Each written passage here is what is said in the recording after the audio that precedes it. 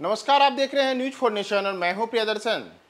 देश की सियासत में इन दिनों जिस विषय को लेकर के सबसे ज्यादा चर्चा है उसमें बिहार के मुख्यमंत्री नीतीश कुमार का राष्ट्रपति के द्वारा दिया गया G20 को लेकर के रात्रि भोज में शामिल होना है। और न केवल नीतीश कुमार उस रात्रि भोज में शामिल होते हैं बल्कि प्रधानमंत्री नरेंद्र मोदी की ओर से भी जिस मुख्यमंत्री की तस्वीर अपने सोशल मीडिया हैंडल पर सबसे पहली बार पोस्ट की जाती है उसमें भी नीतीश कुमार का ही नाम होता है।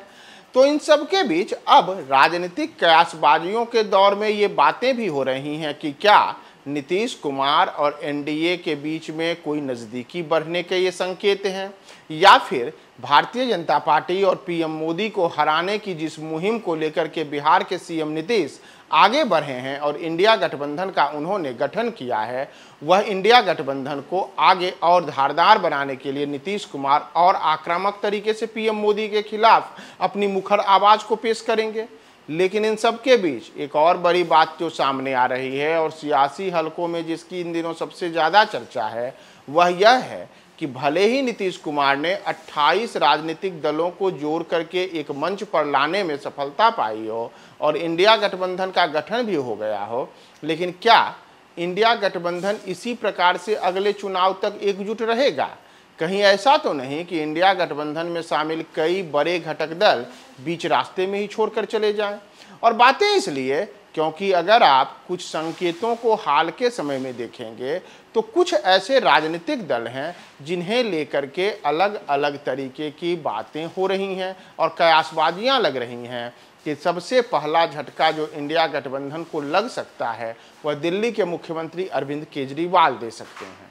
दरअसल आम आदमी पार्टी भले ही मौजूदा समय में इंडिया गठबंधन में शामिल हो, लेकिन अरविंद और उनकी पार्टी के हालिया बयानों और साथ ही साथ उनके पार्टी के अलग अलग जो तरीके की राजनीतिक चर्चाएं हुई हैं उस पर अगर गौर करेंगे तो मध्य प्रदेश में विधानसभा का चुनाव होना है और पिछले दिनों ही आम आदमी पार्टी की ओर से यह कहा गया कि मध्य प्रदेश में आम आदमी पार्टी के विस्तार को लेकर के अरविंद केजरीवाल काफ़ी सक्रिय हैं और बाकायदा वहां पे एक बैठक भी आयोजित की गई। तो एक और जहां अब तक मध्य प्रदेश में भारतीय जनता पार्टी और कांग्रेस के बीच में सीधी टक्कर होती रही थी, तो वहीं दूसरी ओर अब अरविंद केजरीवाल की पार्टी आम आदमी पार्टी का मध्य प्रदेश की राजनीति में अपने जो कहें कि टांग को अड़ाना है, तो वह कहीं न कहीं से इंडिया गठबंधन के लिए चिंता का विषय तो हो ही सकता है कि अरविंद अपनी पार्टी का विस्तार अब दिल्ली और पंजाब जैसे राज्यों से मध्य प्रदेश में भी करने को आतुर हो।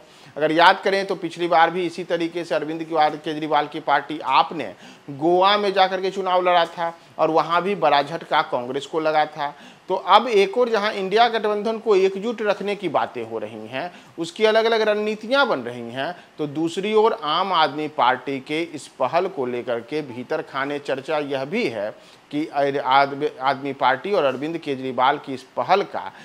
कांग्रेस को बिल्कुल भी उनको नागवार गुजरा है कि मध्य प्रदेश में पार्टी ऐसा करे। तो ये तो अरविंद केजरीवाल की बात हो गई। अगर हम बात पश्चिम बंगाल की मुख्यमंत्री ममता बनर्जी की भी करें तो ममता बनर्जी को लेकर के भी अलग अलग किस्म की बातें कही जा रही हैं। दरअसल मुंबई में जो बैठक हुई थी उस बैठक के बाद ममता बनर्जी वहां पीसी में नहीं दिखी थी, तो यह कहा गया था कि कहीं ऐसा तो नहीं कि वो नाराज हैं। हालांकि बाद में तृणमूल कांग्रेस की ओर से कहा गया कि ऐसा कुछ भी नहीं है, ममता बनर्जी पूरी तरीके से अपने इंडिया गठबंधन के साथ हैं और वो अपनी फ्लाइट के वजह से वहां से पहले निकल गई थी। लेकिन अब एक बार फिर से ममता बनर्जी की पार्टी को लेकर के ये बातें सामने आई हैं कि ममता बनर्जी की पार्टी के कई नेता यह चाहते हैं कि पश्चिम बंगाल में कांग्रेस या वाम दल किसी के साथ भी ममता बनर्जी समझौता ना करें।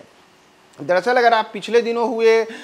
पश्चिम बंगाल के एक विधानसभा सीट के उपचुनाव पर गौर करेंगे तो उस उपचुनाव में तृणमूल कांग्रेस के उम्मीदवार ने भाजपा उम्मीदवार को हराया था, लेकिन वहां पे जिनने एक और दल ने वहां पे त्रिकोणीय मुकाबला बनाया था वे वामपंथी दल के नेता थे और वामपंथी दल के नेता को जो चुनाव में उतरे थे उन्हें कांग्रेस का समर्थन प्राप्त था। यानी कि एक और जहां टीएमसी वहां पे ये अपने बलबूते चुनाव लड़ रही थी, तो इंडिया गठबंधन में शामिल वामपंथी दल और कांग्रेस उसी टीएमसी को उसी पश्चिम बंगाल में चुनौती दे रहे थे। तो कहा जा रहा है कि ये जो राजनीतिक घटनाक्रम हुआ इससे आम जो इंडिया गठबंधन में शामिल शेष दल हैं उन्हें भी अच्छा नहीं लगा और तृणमूल कांग्रेस पार्टी को भी ये बेहतर नहीं लगा है।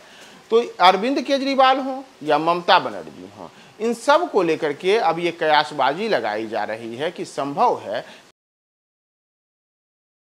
उसमें ये इंडिया को झटका दे सकते हैं। इतना ही नहीं, अगर हम बात हेमंत सोरेन जो कि झारखंड के मुख्यमंत्री हैं उनकी करें तो उनके बारे में भी कहा जा रहा है कि दिल्ली में हुए राष्ट्रपति के रात्रि भोज में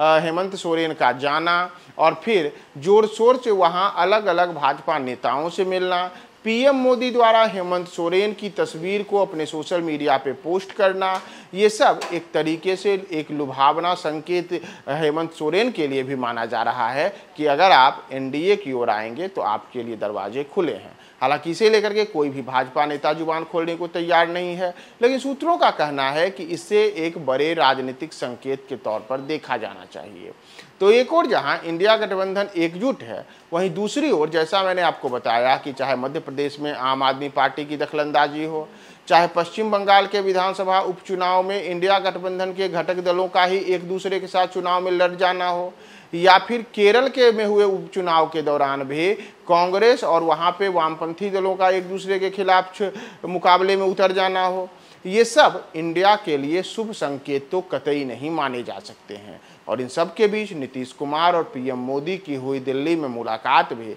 सियासी कयासबाजियों को नई हवा दे रही है। तो इंडिया गठबंधन का आगे आने वाले दिनों में इन मुलाकातों और कयासबाजियों से क्या असर होगा, हम आपको तमाम अपडेट्स बताएंगे। आप हमारे साथ बने रहें न्यूज़ 4 नेशन पे।